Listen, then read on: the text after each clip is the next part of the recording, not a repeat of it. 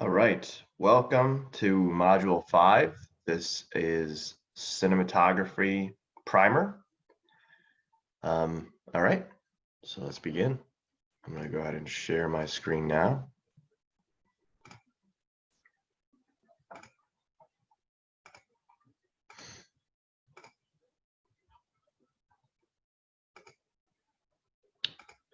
Okay, so just kind of before we begin, cinematography is probably the most in-depth of any of the formal tools that we're going to explore.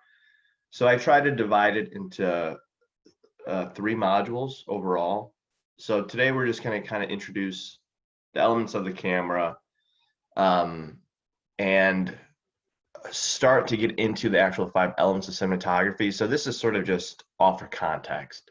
And then when we get into 5 elements of cinematography, that's the sort of core of what you'd end up using as decoding elements when you're watching a film. So this is just some context that we're going to go over today. So just to recap, we have our, I'm going to move this out of the way because it looks like it's blocking it. We have our formal tools, so all the levels of encoding. Module 4 was the script, and we talked about things like narrative, structure, dialogue, character, and how to employ those elements to decode a film. Right? Again, it's the idea that those are the levels of technical qualities that a filmmaker is using to encode a film with meaning. That's what all of this is. So the script was module 4. You finished that by now if you're watching this video. And in module 17, we're going to talk about how to actually write a script. And now we're moving into cinematography, modules 5 through 7. This module, again, is just going to be some context. So this is the primer presentation. Then we're going to move into 5 elements of cinematography, and the last module for cinematography is kind of tying up cinematography and moving into some elements of production. Then we have editing, which is spread over 2 modules, modules 8 and 9, which will talk about things like the goals of editing, different editing techniques, and then also post-production levels of encoding as well. Okay, so now we're moving out of pre-production, right? The script is greenlit and we're starting to actually get the film moving. So we're entering production. So what is production? Also called principal photography. This is the second stage of the production process where the actual shooting of the film occurs with actors on set and or on location. So this kind of goes back to our making of presentation, right? This is the part where everyone is sort of on board at this point, and now the studio is locked in enough money to allow actors and the crew and the director and all their crew to come on set and start actually shooting scenes, right? Actually start photographing sequences of the film. This is where we're gathering footage and audio. So the primary roles in this, what's what I'm looking for? This phase of production. We have the director, cinematographer, producers, actors, production / costume designers, and stunt / practical effect coordinators. And remember, for us, we're sort of abiding by the auteur theory. So the director is the creative filter of all of these levels of encoding. So I kind of have just a little note here that the director oversees and informs all production elements. And just a bit of recap. Keep in mind, segments of a scene are shot in parts. So what I mean by that is, we'll focus on the Hail Caesar scene that we broke down. But in the first 40 seconds of that scene, you have basically 2 camera setups. One medium shot on George Clooney's character, one medium shot on Josh Brolin's character. As George Clooney is saying his monologue, we film him saying the entire monologue. Josh Brolin is off camera reacting. They finish that part of the scene. Then they pick up the camera, move it over, set it down in front of Josh Brolin. George Clooney says his monologue again. Josh Brolin does his sort of nonverbal reactions. Then about at the 45-second mark, where Josh Brolin gets up from the chair and approaches George Clooney and pulls him up out of the chair, we start getting more setups, right? We actually start filming different sections of the scene. So you have that kind of low shot behind George Clooney as Josh Brolin walks over and picks him up. You have that high angle shot when he picks him up out of frame. So remember, sometimes just segments of a scene are shot. But for like dialogue scenes, quite a bit of it can be blocked off in just, one or two setups. Okay, so I kind of already talked about this, but camera's in position A, it records that side of the scene and then moves to position B and so on. When you set up the camera, it's like taking a photograph. Then hit record and you start collecting frames, 24 frames per second. So I just kind of want you to keep that in mind. We'll talk about all the elements of a setup, but remember, all film is essentially an instantaneous photography. So when you take a picture of something, right, you set your frame, you move it on how you want to compose the image, how close you want to be, how far away you want to be, and then you set it, and then you hit record. When you hit record taking a photo, you just take one frame, right? You take one picture. In film, it's the same process. The only difference is once you set the camera and you hit record, now you're just collecting frames, right? You're collecting 24 frames per second. So your subject, if it moves, if it talks, you're recording all of that. Okay. And then just to sort of get us into cinematography, all cinematography is the artistic rendering of photography. And again, we're going to talk all about this, but to break down cinematography, it's essentially lighting, the setup, composition, color palette, and camera movement. And again, that's going to be all next module, but just keep that in mind. Okay, so remember, the script does not include photographic elements. It does not list how the scene is supposed to be shot or lit. Keep that in mind, right? I showed you the piece from Training Day in the script and how sort of, observable the details are, just sort of major blocking choices, the characters in a scene, what they say in the scene, what they do in the scene, but there's no sort of notation on where the camera should be, what the lighting of the scene should be, when we should start using camera movement, right? That is all up to the director and cinematographer. So when decoding choices in cinematography, think about why the director and director of photography made that choice. How are they commenting on the scene with their choices? And the reason I have that note there is, again, always what we're doing here is we're looking at the formal properties of film, but also starting to see the idea of a human making those choices, right? One individual person saying, you know what, I think we should dolly in on this character, on this line of dialogue.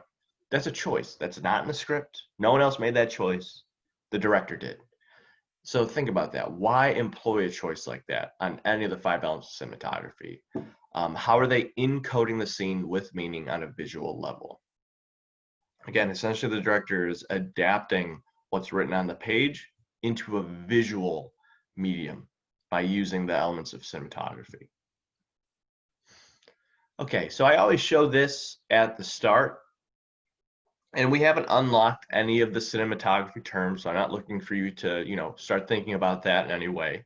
But I just want to show you one scene without audio that I think leans pretty heavily in cinematography level encoding. This is a very visual scene. And just watch it. And I want you to kind of, again, this is different for you because you're doing this on your own, but just sort of think about what are you feeling with these choices? And you don't even necessarily, maybe you're not feeling anything. Maybe you don't like the scene. But at least start thinking about, why do you think they made these choices, right? It's very deliberate. On the page, it's pretty simple. It's Jesse James waits at a train station as a train arrives. That's pretty much it. Now think about how the director adapted that text visually. And think about why. What kind of feelings are you getting? Okay. So I think that's all the notes I have on that. So I'm going to go ahead and share.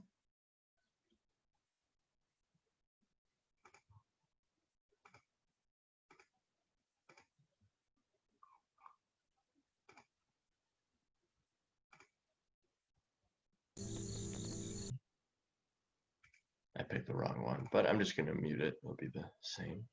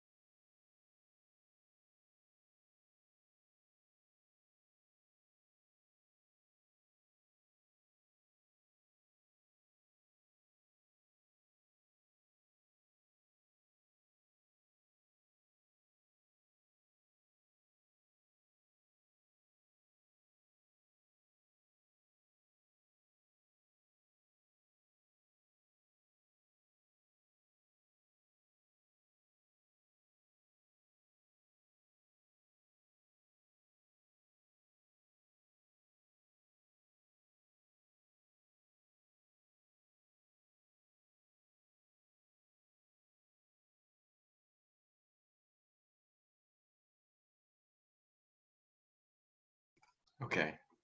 So again, you're kind of doing this on your own, and just think about what sort of feelings you were feeling during the scene. Did it seem moody? Did it seem sinister? Did it seem upbeat, hopeful?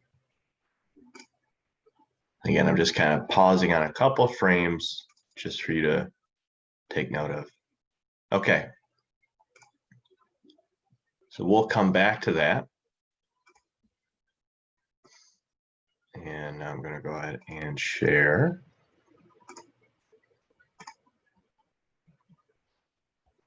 Okay. I kind of already did that. All right, so we're going to move into cinematography. Today, we're mostly talking about the movie camera and just the difference between like film and digital. But then we will get into the actual 5 elements of cinematography eventually and finish off the rest of production exploring these other roles. That'll probably be in module 7. Okay, I'm going to move this out of the way. So just to kind of get us working with a decent foundation going forward, I wanted to define a few terms. So we have the frame. And again, we talked about the frame being literally, one still frame, right? Just a picture.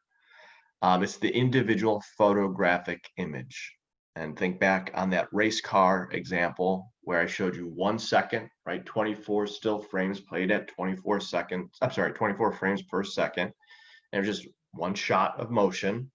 And then when we slowed it down to each frame being held for 1 second, we can actually see the individual visual frames being projected onto the screen. So remember, that is the frame, just the one still image at a time. And to hopefully not make this confusing, when I say things like, look at the framing or the frame in this shot, we're also looking at how the image is sort of composed within that still image. So that's going to link us into composition, how shapes, volumes, and forms are arranged in the frame within that one individual photographic image. Then the shot is as soon as you hit record, and that frame becomes a shot, right? It becomes a sequence of frames. So for example, if you have a 10-second shot, you're actually recording 240 frames. So again, just keep that in mind. That's why we're going to get into this later, but when we sort of break down a shot, I ask you, what is the setup before you talk about the shot? Because the setup is basically everything you do before you hit record. Once you hit record, that becomes the shot. But again, we'll get into that later. And we will talk all about composition when we get into the 5 elements of cinematography. But for now, when I'm talking about like framing within a shot, this is sort of what I'm talking about. So this is one frame from a shot. I think they hold on this shot for at least like 10 seconds, maybe even more in the film. And we just pulled one frame. And just kind of take note of the box. This is also in line with aspect ratio, how much of the frame you're dealing with, the size of the frame, which we'll talk about later as well. But whenever I'm talking about the frame or looking within the frame, it's basically everything that's within this box that we're working with. Okay. What is a setup? It's how the camera is arranged to execute a shot. It includes camera angle, position, and shot scale. Again, we will talk more about this with 5 elements of cinematography.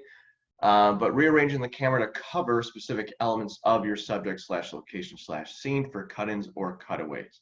So that's something I kind of want to set up very quickly. Again, we will talk all about this later, but we just saw that scene from Assassination of Jesse James by the Choreographer, the train robbery sequence. And that's one scene, but there were, I don't know, maybe like 20 setups in that one scene, maybe even more. And it's the idea that the director is thinking, you know what, I want to grab a close-up of the train tracks as sparks begin to emerge. So they actually have to go and capture that moment with the camera. Each time you move the camera and or adjust the focal length, you are changing the setup. Again, we will talk all about this later on, but just keep that in mind. So to quickly define cinematography, it's the photographic elements of a film, how you artfully capture your subject by making deliberate choices with your camera setups and lighting. I always try not to make this abstract. So again, when we get into the next module, the 5 elements of cinematography, this will go much more in depth with how these elements of cinematography are employed to make something, you know, artful. Again, but for us, it's not necessarily aesthetic. It's more so thematic. Okay, but let's get into some of the basics. So I'm going to talk a little bit about the movie camera, right? It's a little bit different than say like a still camera. And this is a digital camera. I'll show you plenty more pictures and talk more about it, but this looks to be a digital camera. So with the movie camera, you have 3 parts. You have 3 essential parts. You have the lens, the shutter, and the aperture. And nowadays with digital cameras, you also have the body, which is basically like a mini computer. But don't really worry about that. So the lens is attached to the camera. It collects light and projects it to the sensor or uses light to expose image on film. I'm going to show you an image of this, but essentially the lens is attached to the body of the camera, and all photography is collecting light from the subject and having that light enter the lens, right? It collects the light and projects it to the sensor of the camera if it's a digital camera, or that light is then transferred to unexposed film stock, which then exposes that film, and you start getting actual frames of the image. The shutter controls when and how long light will pass through. Shutter speed is how long the shutter remains open. This is pretty, and again, you don't have to memorize this, but for when you're shooting a frame rate of 24 frames per second, your shutter speed is 1/48. And I'll show you a picture of this, but it's literally a gate that sort of opens and closes at a certain rate to allow light coming through at a certain speed. And you'll see different qualities. And some movies, like if anyone's seen Gladiator, it uses, in some of the action sequences, a slower shutter speed, and it gives the action this kind of like stuttery image, this stuttery quality. And that's just using shutter speed in a strategic way. But usually when you see film, it's just 1/48. And then aperture is dealing with the quantity of light, the amount of light you allow to be processed through the camera. So this controls the quantity of light passing through. It's measured in f-stops. And I'll show you a picture of this as well. But essentially, if you're filming a scene out in daylight, you will have a relatively high f-stop. And that's going to close down how much light can actually come through, so you don't overexpose your image. So this is a lens. The only thing I'll kind of talk about here is that this is a zoom lens, which has a range of focal lengths, it has a range of magnification, which we'll talk a little bit about later. And you can see this right here is where you actually attach the lens onto the front of the camera body, which then goes to the sensor. So this actually gets kind of locked into the front of a camera. We'll talk more about lenses later. Shutter, hopefully my image is working. Oh no, there we go. I had to click it for some reason. But as you can see, there's different shutter speeds, and they're kind of moving at different rates. It's kind of hard to tell with this image, but it gives you the general idea of just how much light is, being processed through the sensor at a time. Or let me rephrase that. It's not how much, right? That's aperture. I shouldn't have said it like that. But it's the rate. It's how quickly we are processing light. So here's aperture. So as I was kind of talking about before, it's measured in f-stops. The higher the f-stop, the more closed down the ring is. So this is a relatively high f-stop. And as you can tell, there's just a little opening here is limiting how much light is being passed through into the sensor.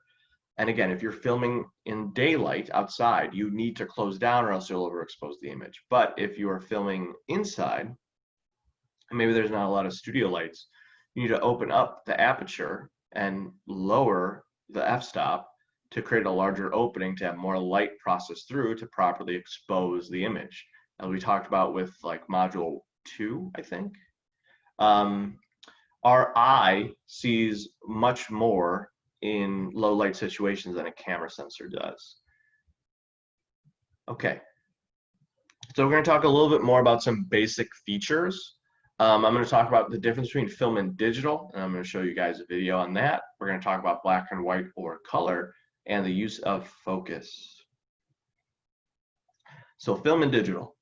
On the left here, you have a film strip, right? And as you can see the individual frames for this one shot.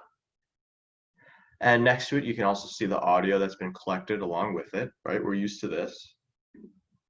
But on the other side here, we see what looks to be a RAM, or even maybe, well, it's not an SD card, but some sort of solid state drive.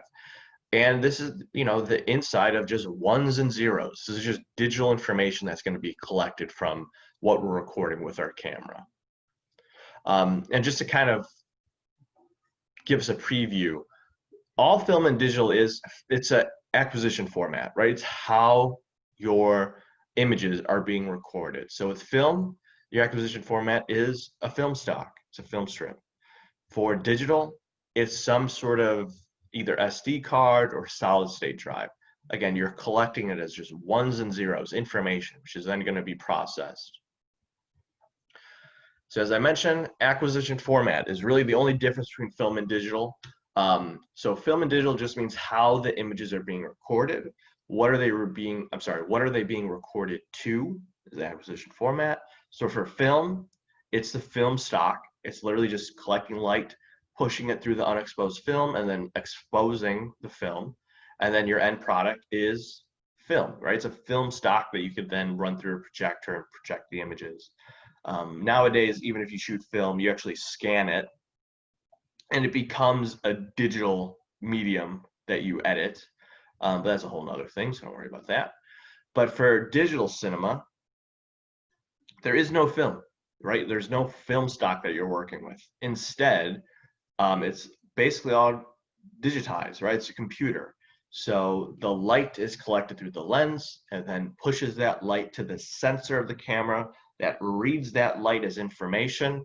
And those ones and zeros are then programmed into an SD card or solid state drive that you take off your camera. I almost said computer, off your camera, and then bring it to a computer, and it processes that information as shots, as clips, essentially. So here's a film camera, and just a few things I want to point out. We'll see a lot of the same ideas carried over with digital, but the only difference is up top here, this is your film stock magazine, and excuse me, usually what would happen is you would place unexposed film stock in here. It's a magazine. And as soon as you start sort of recording from your camera, you're burning through that film stock. And it's about 10 minutes of film that you have in one magazine. So everything else is pretty similar, right? You have a lens that collects light, pushes it through. The unexposed film strip comes through the body. Excuse me, the light exposes it, and it takes that processed film. You have the viewfinder that the director is looking through to see the actual, frame that they're setting.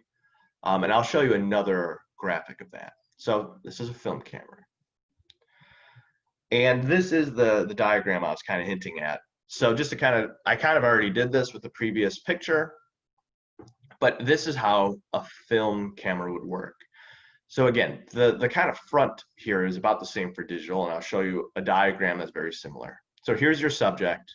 Here's your lens. Your lens is adjusting the focus onto the subject. We'll talk about focus later. And then the shutter is opening for a fraction of a second to admit light into the camera to then be processed onto the film stock. And in addition to that, we have the aperture, right, controlling how much light is coming through. So we're collecting all this information. The light is being processed through, enters into the camera, and notice up top, we have motors that's rolling the unexposed film and collecting the exposed film. So we have an unexposed film stock being run through. Film reacts to the light that's being processed. We start getting our actual frames exposed, and we collect that into this motor, right? It's just a process of, it's kind of back to like the kinetoscope in a way. That idea of just these kind of motors rolling this film. So yeah, that's film. So for film, a few things to kind of break down. I already said this many times, but shutter opens to expose the film to light, right? If your shutter is completely closed, no light's going to be coming through. And again, you can change the rates of the shutter as how quickly you want light to be processed. Something that was mentioned with film history, I went over film stocks a little bit. I talked about how independent filmmakers use 16 millimeter while major studios were using 35 millimeter, and that 16 millimeter was cheaper. The most basic film stocks that we have for cinema is 8 millimeter, 16 millimeter, 35 millimeter, and 70 millimeter. Most feature films were shot on 35 millimeter. That was the basic format. And for some movies are shot on larger film stocks, like 70 millimeter, which is actually 65 millimeters with 5 millimeters left over for the optical soundtrack. So yeah, essentially the larger the film stock, the clearer the image, the higher the resolution, right? We deal with resolution with digital cinema and also with like our TVs, right? Our TVs are either HD, 1080p, or they're 4K, or maybe sometimes they're standard def. Film is a little bit different, but it's a kind of an easy carryover, I guess, right? If we think about the size of a film stock to resolution. So if 35 millimeter is like HD, 70 millimeters like 4K essentially. And again, it's not. I want to make that very clear. But on a sort of subjective level, we can look at it that way. Essentially, the larger the film stock, the clearer the image, higher the resolution. It allows the director of photography to record more information. The frame itself is larger, right? The higher you go, the more room you have in the image, essentially. Different stocks give you different looks. So 16 millimeter film often looks grainy, especially if you, because you could also sort of like blow up film. So if you have a 16 millimeter film, you blow it up to 35 millimeter, um, you're going to get that kind of grainier texture even more. So this is an example of 70 millimeter to 35 millimeter. On the left is a 70 millimeter frame, right? We have one frame. This is one still frame from the actual film strip. So this is 70 millimeter. And then here's the standard 35 millimeter widescreen. You can see this, literally the size of the frame is so much larger with 70 millimeter. I'm trying to think of some other examples, but like the movie Hateful Eight, which I'll show you a clip from, I'm pretty sure the entire film was shot in 70 millimeter. But a lot of filmmakers shoot like big action sequences in 70 millimeter if they're using film, which we'll talk about a little bit later, that most movies and TV shows nowadays are all shot digitally.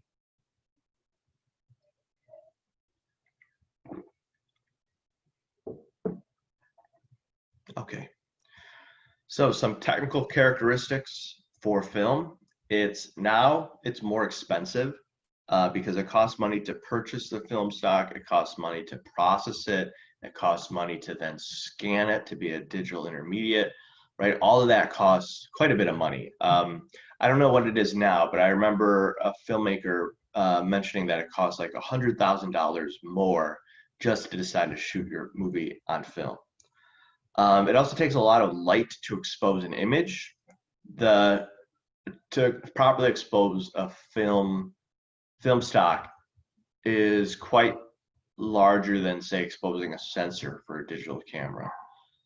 Digital sensors are far more sensitive in low light situations. So for film, you need to set up a lot of light just to get an exposed image. Where with digital, you can, it depends what camera you're working with, but some cameras can shoot with like, only available light, and that's even for some interior locations. Also, film provides you only limited takes. You have to replace the roll of film after about 10 minutes of footage, and you can't hold a shot for longer than 10 minutes. Some subjective characteristics of how film looks. The image can sometimes look a bit softer, and not as soft, which we'll get to in a bit, can also be in terms of focus. And that's not really what I'm talking about here. But sometimes film allows us to sort of see a subject rendered in a more cinematic way, right? It's not trying to replicate the real life image. So the clarity isn't quite lifelike. The subjects aren't as, as defined as we would see in everyday. It's not as harsh. Also, film can sometimes look warmer. Film seems to embrace warmer colors like tungsten. Tungsten is a color temperature, which we'll talk about next module. But like yellows and golds, just like warmer color hues seem to kind of read more on a film stock. And grain. Film can have a pleasant level of grain and texture, where digital is a very clean medium, which I'll show you. This is a whole nother thing about the digital cinema. If you do not have enough light, if the image is underexposed, the video source will actually start to sort of disrupt, and you'll get something called noise, which sort of looks like grain, but grain is something that's a little bit different. It's just like a texture to the image, which again we'll see with the video. So here's our digital camera, and this is Arri Alexa, which is probably the most widely used digital camera in feature films. But as we'll see, this is, as we're looking at it here, this is very similar to the film camera. The only difference is there's no film magazine up here. Instead, within the body of the camera, you either have a solid state drive, or you have a built-in hard drive, or you have an SD card that you can pop in and out of the Arri Alexa, and that's your acquisition format. That's the only difference. Everything else is pretty similar, right? You have your lens, and which again, I'll show you the little diagram here, but I like doing it on the actual camera. The light comes through the lens, we collect it through, the shutter opens and closes at a certain rate to bring that light through into the sensor. The sensor reads that light as data, ones and zeros, programs it to the solid state drive, and now you have your shots recorded. So as I was kind of mentioning, this is our diagram that's very similar to the film one. The only difference is basically this part, right? We don't have an unexposed film stock being run through the camera. The front end is very similar. So we'll pretend, I don't know why, but they don't have a little person over here, but here is our human subject. The light's being collected, comes through the lens, shutter is opening at a certain rate, the light comes into the camera. And instead of your unexposed film, you have a, I'm blanking, a sensor, right? You have the sensor. The light comes through, the sensor reads that light, and it programs it as an electrical signal, right? And it starts formatting into ones and zeros as data, and it gets programmed to a RAM card, an SD card, a solid state drive, or the hard drive.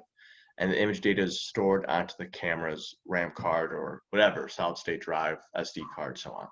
And again, you just take that card out, put that into your computer, and you'll actually have shots that you can then edit.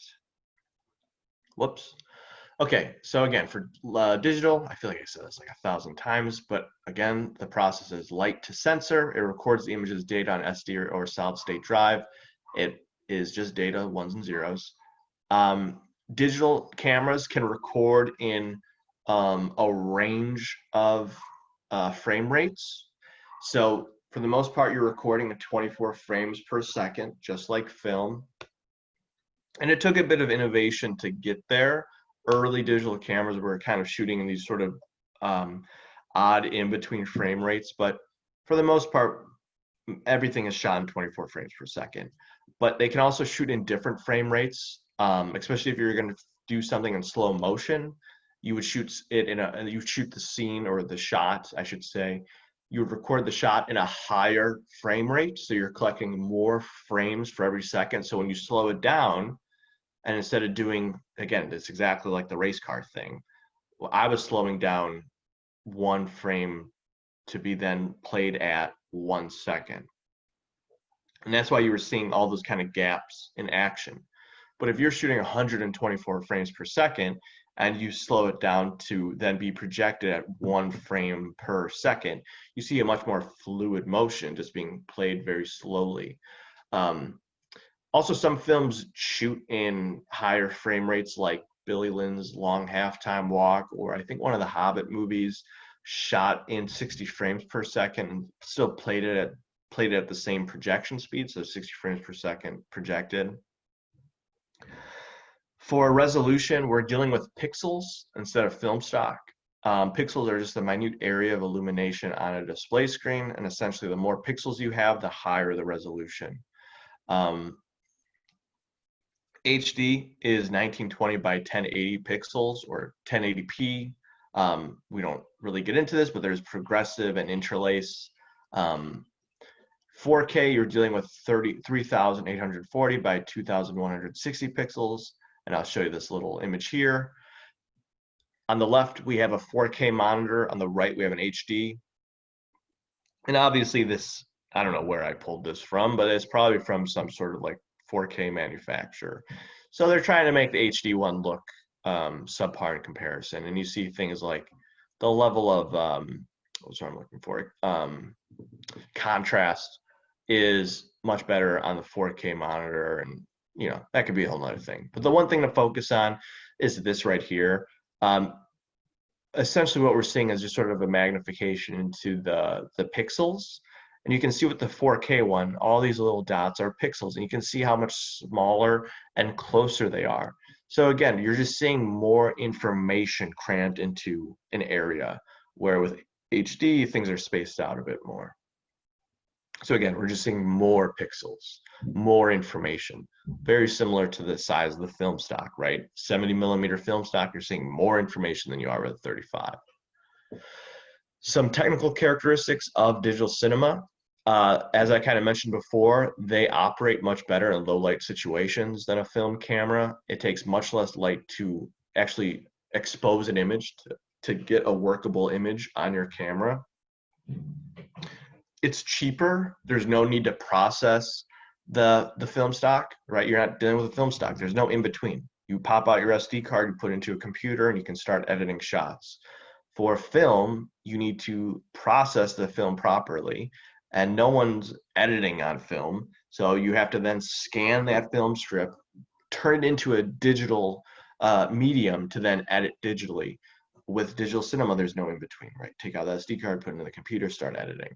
And also, formats are much cheaper than film. Again, buying an SD card is way cheaper than buying, you know, hundreds of feet of 35 millimeter film. Also, filmmakers can work with extended takes. As long as the camera doesn't overheat, you can shoot for prolonged periods of time, even up to hours at a time. With film, every minute of film, not even every minute, every second of film costs you money. Again, if you're recording a setup with a film camera and you're filming for 1 second, you're burning 24 frames. Maybe you forgot to take out the lens cap. Now you just burned 24 frames of film for nothing. Digital, you just erase that file and now you have more room on your card. So digital, you can shoot as much as you want. Okay, some subjective characteristics, and again, this is super subjective. What's what I'm looking for?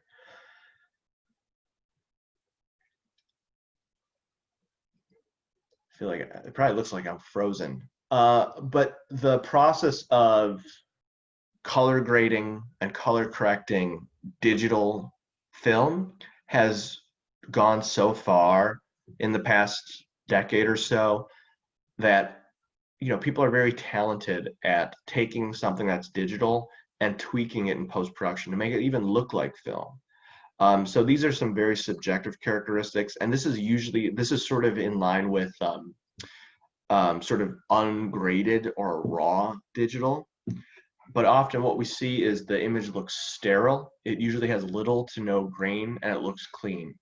Again, it kind of looks like real life, even maybe more defined than real life, and things look too sharp. Rarely are you going to see grain in the image unless it was put in there via post-production, which a lot of people do, again, to kind of bring down the sharpness of the image. If I mentioned this before, but if you're filming in low light situations, then you actually get something called gain or noise, I should say, which we'll kind of talk about later, and I'll show you an image of it. But the subjects often look lifelike. It's ultra detailed. The resolution and clarity allows you to see more, and the image could look kind of flat. Because digital can look so lifelike, sometimes it looks boring and not cinematic. It looks like real life. Okay, so the next video will actually demonstrate some of this. I'm not going to read this verbatim, but what you're going to see, and each clip is going to be labeled with a lower thirds, but you'll see an example of 16 millimeter, an example of 35 millimeter, an example of 70 millimeter. Then we'll get to digital, and you'll see an example of digital that's quite raw. It doesn't look like there's been a lot of post-production tweaking with the image. And then you'll see another digital example that's more filmic, where clearly colors have been adjusted. It looks like there's maybe even a little bit of grain that's been added to the image. And just kind of take note of the different qualities between the film stocks, what the raw digital looks like in comparison to the filmic digital. Is it maybe referencing to the way 35 millimeter looks? Excuse me, too much coffee. But just kind of take note of some of the subjective characteristics between the different stocks and digital. All right.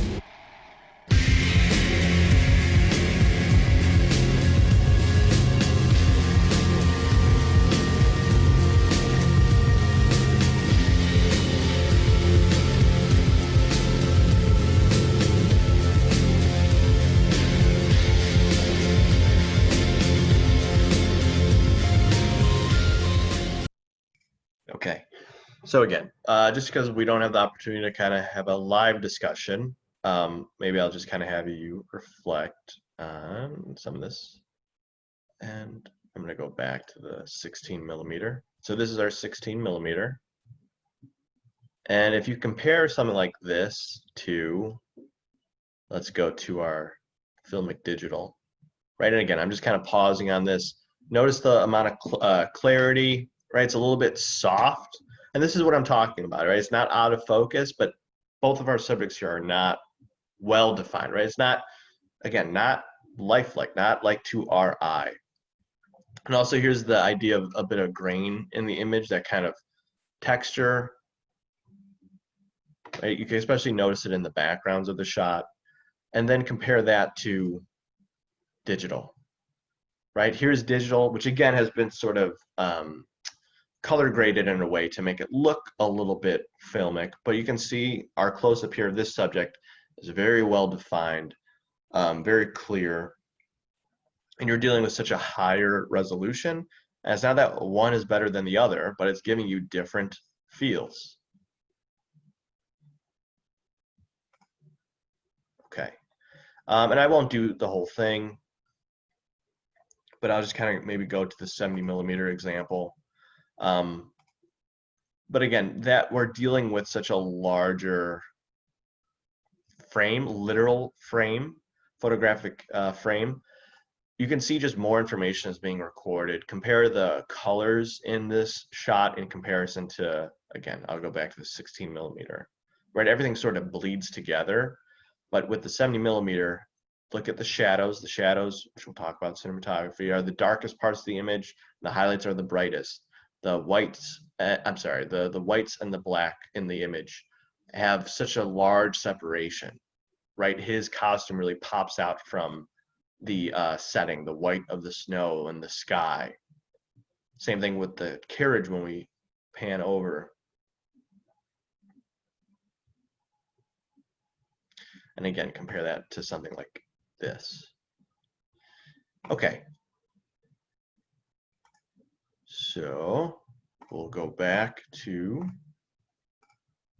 presentation. All right, so we talked film versus digital, and I did a little bit of commentary. Okay, and I mentioned some of this before, but some final notes on film and digital. Movies that are still shot on film are often digitally transferred to a digital intermediate, so just keep that in mind. Even if a movie is shot on 35 millimeter or 70 millimeter, almost, I was gonna say rarely, but almost never are you actually seeing the projected film.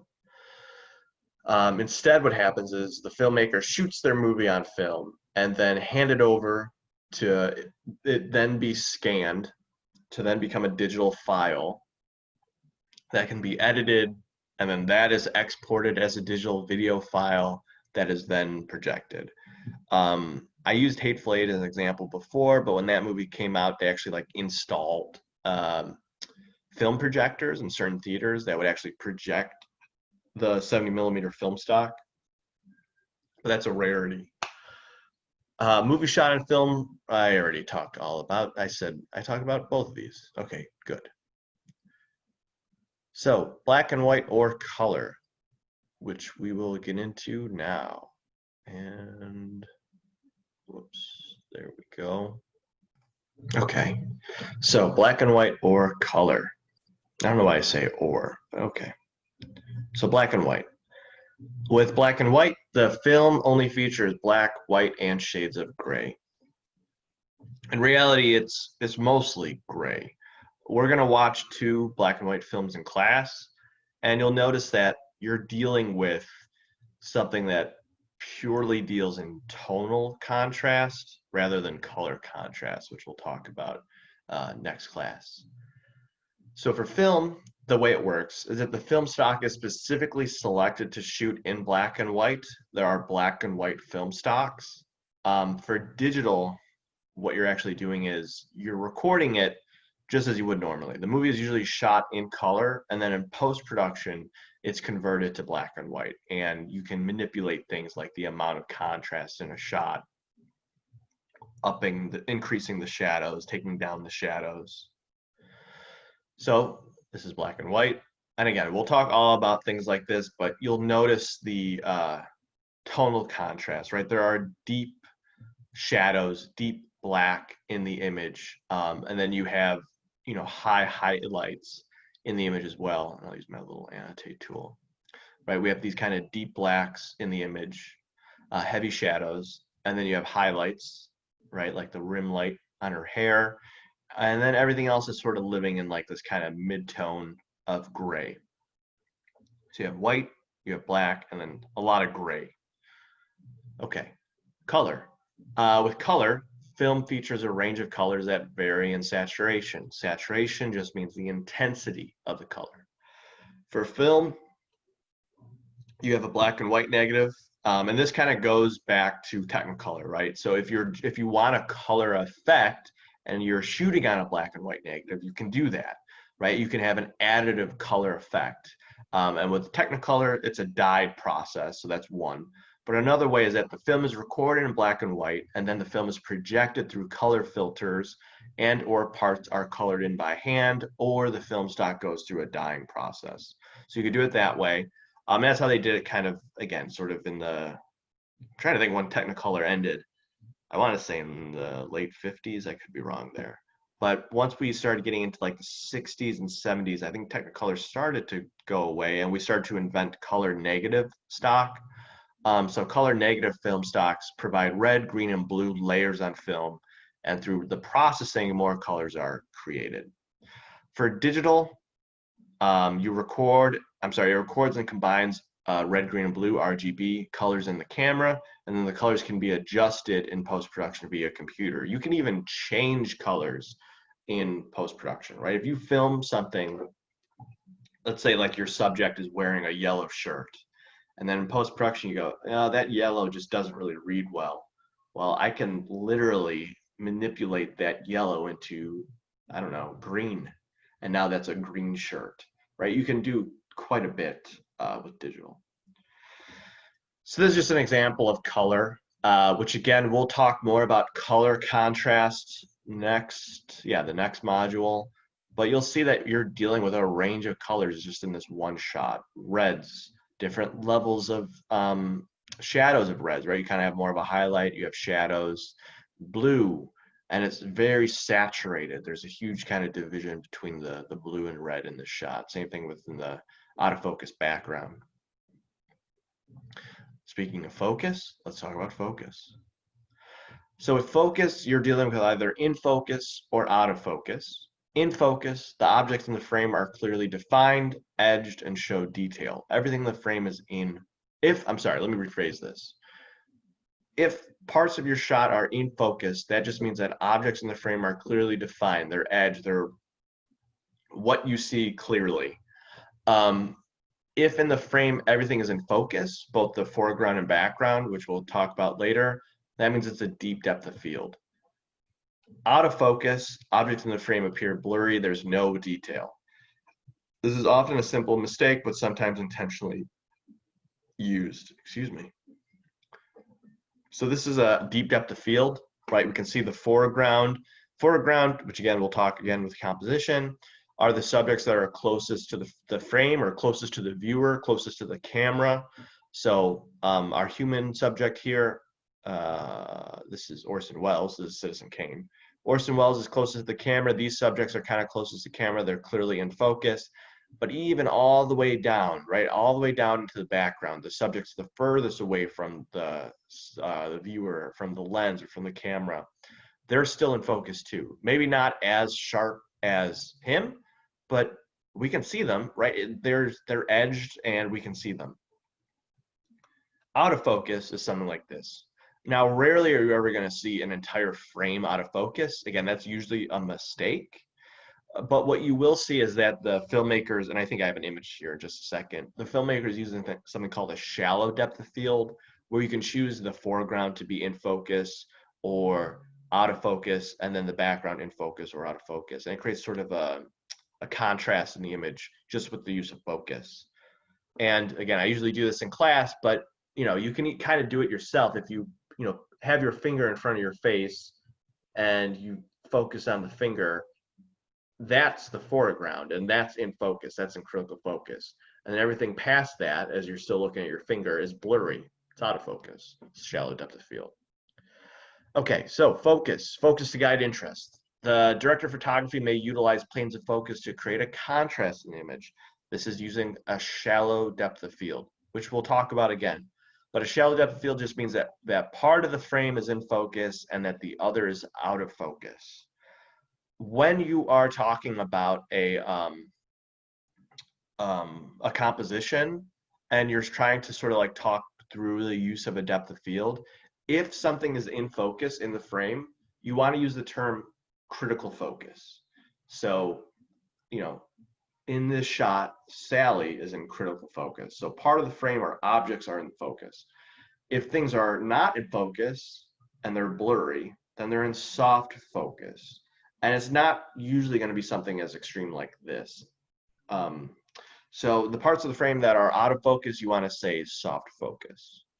So for example, this is a shallow depth of field. We have our actor. I'm trying to remember the character's name. I don't remember. So I'm going to say the actor. Burt Reynolds is in the foreground, right? He's closest to the frame, and he's in critical focus. He's clearly edged, lifelike, you know, in focus. The background is this sort of like forest area, and it is clearly out of focus. It is soft focus. We're in a shallow depth of field. The foreground is in critical focus. The background is out of focus. It's soft focus. And you can see that kind of, again, that contrast in the image just by using focus. So again, usually I ask this in class, but looking at this shot, which subject is in critical focus and which subjects or subjects are in soft focus? Okay, so now I'm going to answer. He is in critical focus, right? We can see how edged he is in comparison to everything else. In focus, critical focus. And then the background of the shot, subjects 1, 2, 3, 4, are soft focus. So this is a shallow depth of field, and we're going to just name him Billy. Billy is in critical focus. Okay, also I want to talk about rack focus. Sometimes you'll see this in a film. You actually saw it in the Public Enemies clip, but directors and cinematographers can manipulate focus mid-shot, and that's a rack focus. So by changing planes of focus mid-shot, you can create a rack focus. By manipulating the focus ring on the camera lens, you can shift the focus between subjects. So just to kind of park on this for a second, when you have this setup, the cinematographer can decide if they want the foreground or background in focus. And you know, they manipulated the focus ring to throw the foreground in focus, but they just as easily could have manipulated the focus ring to make the background in focus and the foreground out of focus. So a rack focus is you're just recording the image and you have your, you know, foreground in focus, your background out of focus. We record that for a few seconds, and then the cinematographer or the camera operator adjust the focus ring while you're still recording, and you actually see the focus shift. And now the background is in focus while the foreground is out of focus. That is called a rack focus. So I just explained it, but I also wrote it out if you want to see that, and I'll also talk it over this next image. Whoops. So rack focus. Obviously, these are two still images, but let's pretend this is just one continuous shot. So we're recording this shot for about 5 seconds. The foreground is in critical focus. The camera and her hands are in critical focus. The background, her face and like the photographs, are out of focus, soft focus. We record this for about 10 seconds. Then mid-shot, we manipulate the focus ring on the camera, and now we see this. So now the background is in critical focus and the foreground is soft focus. And you can see, and again, this could be like a post-production thing that they did in this image, but the sort of deep background is still out of focus. But you can see here the background in the image here in focus, foreground, soft focus. I'm sorry, so yeah, soft focus. You'll rarely see something like this where you're dealing with basically like three planes. The foreground, we'll call this like the midground, and the background. Again, I think this is possibly like a post-production thing that they did. Um, but often what you'll see is very sort of simple. If the foreground is in focus or the background is in focus, if you're using a shallow depth of field. So yeah, usually I ask why. Why do you think filmmakers do something like this and even park on this image? So again, maybe just think about that. But one thing is, again, it's using a shallow depth of field is quite cinematic. Unless we walk around all day doing this, we see life in a deep depth of field. So I think, you know, for me, I think that's part of it, but also, and I think what you should sort of be on the lookout for when filmmakers are doing it thematically. So for example, I park on this image and we're kind of dealing with like the foreground is being in focus and the background is out of focus.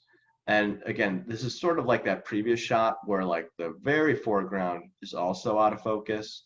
But again, don't really worry about that. They're using a shallow depth of field, and he is clearly in focus, and a lot of the subjects kind of closest to him are in focus. And then the deep background is soft focus. Excuse me. So, you know, you can kind of read this a couple of ways, maybe trying to communicate that this guy is lost in the sea of people. And it's one thing to kind of compose it that way, but by using focus, you're just furthering that even more. Or maybe the use of soft focus is to try to communicate that he himself is maybe starting to maybe lose his grip on sanity, which is part of the plot of the film as well. Okay. So some last notes on focus. Focus guides the viewer's eye. Whatever is in focus is what the director wants you to pay attention to. It's not always true. And I think I have that note underneath there. But just because something is in critical focus doesn't mean always that the director wants you to ignore what's out of focus. They might be doing it strategically. Maybe someone's like creeping up on the character out of focus and you're not supposed to notice it, but you know, in the back of your head, you kind of do. But usually if something's in focus, that's kind of what they want you to look at.